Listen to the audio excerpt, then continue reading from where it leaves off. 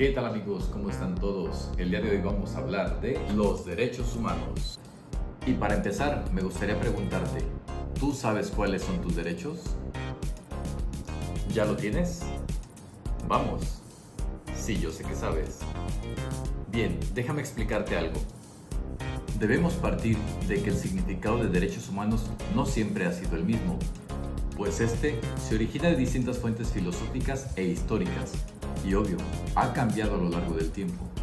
Digamos que inicialmente los derechos eran aquellos que se llamaban como derechos naturales, es decir, aquellos necesarios para subsistir en sociedad. Así pues encontramos que se consideraban aquellos derechos a la vida, a la alimentación, a la salud y tal vez, ¿por qué no?, a convivir en sociedad. Pero bueno, estos derechos han cambiado como lo mencionaba hace un momento y sin duda de los que tú decías en un principio o pensaste, pues muchos de ellos son los que actualmente conocemos.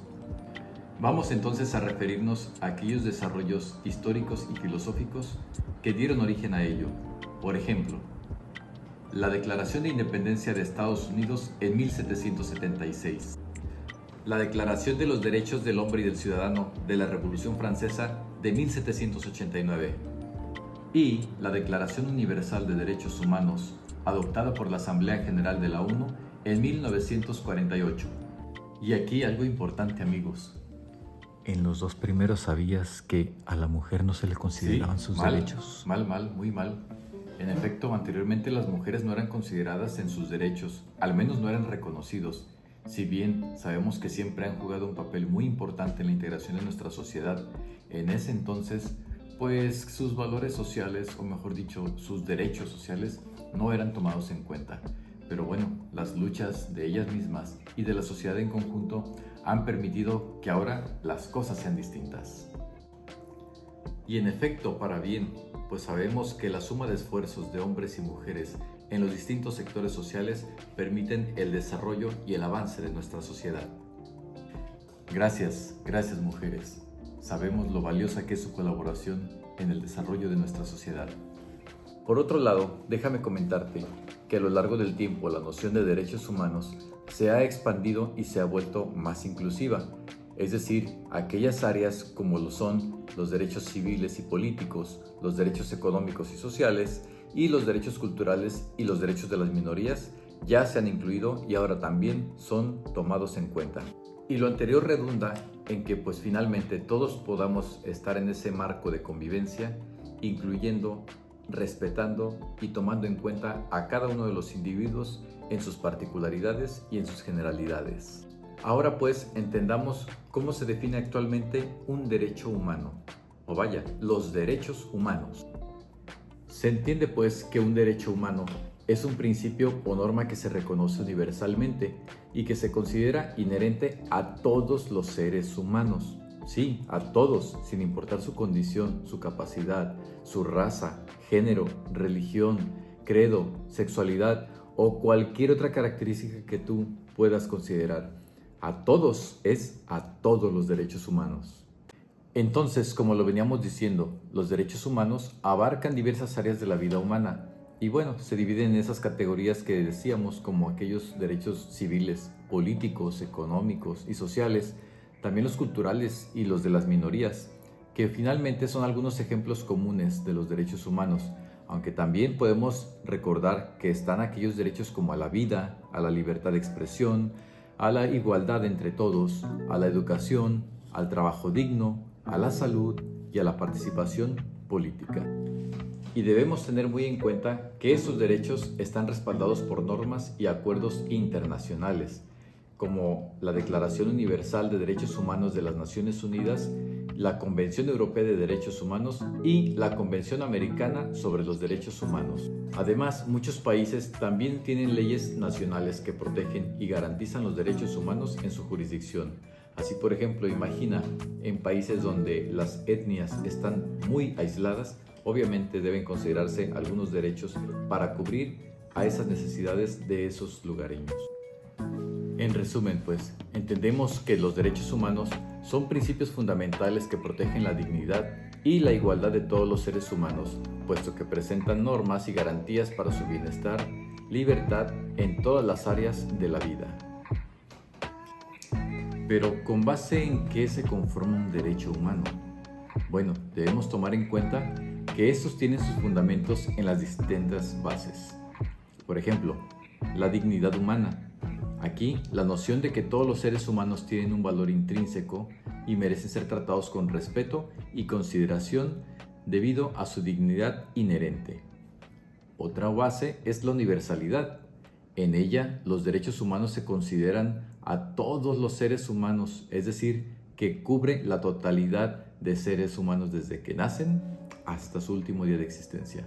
Aquí no importa su raza, nacionalidad, género, religión u orientación sexual, puesto que se basa en la idea de que todos los individuos tienen simplemente derechos fundamentales por ser humanos. Otra base es la libertad e igualdad. Los derechos humanos garantizan la libertad individual y la igualdad ante la ley. Todos los individuos tienen derecho a vivir sin temor a la opresión, la discriminación o la violencia, y a ser tratados de manera justa y equitativa. Los fundamentos éticos y morales. Los derechos humanos están arraigados en principios éticos y morales que promueven el bienestar y la justicia.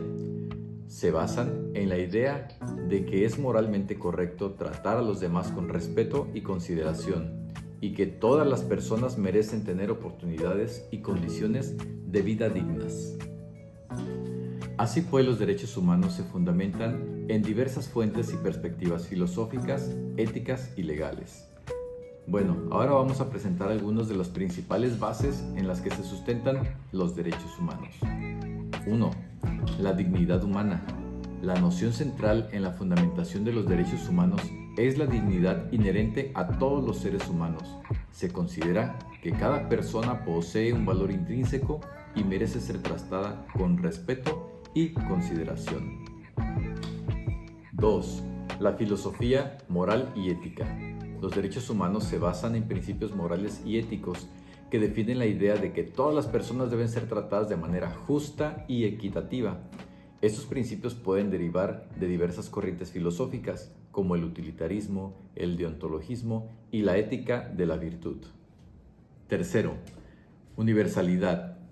Los derechos humanos se consideran universales, lo que significa que son aplicables a todas las personas, sin importar nacionalidad, raza, género, religión u orientación sexual.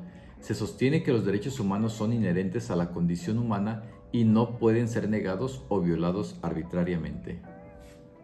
5. La justicia social. Ella argumenta que todos los individuos tienen derecho a un nivel mínimo de bienestar y condiciones de vida dignas. Los derechos económicos, sociales y culturales, como el derecho a la vivienda, la educación y la salud, están intrínsecamente ligados a la noción de la justicia social.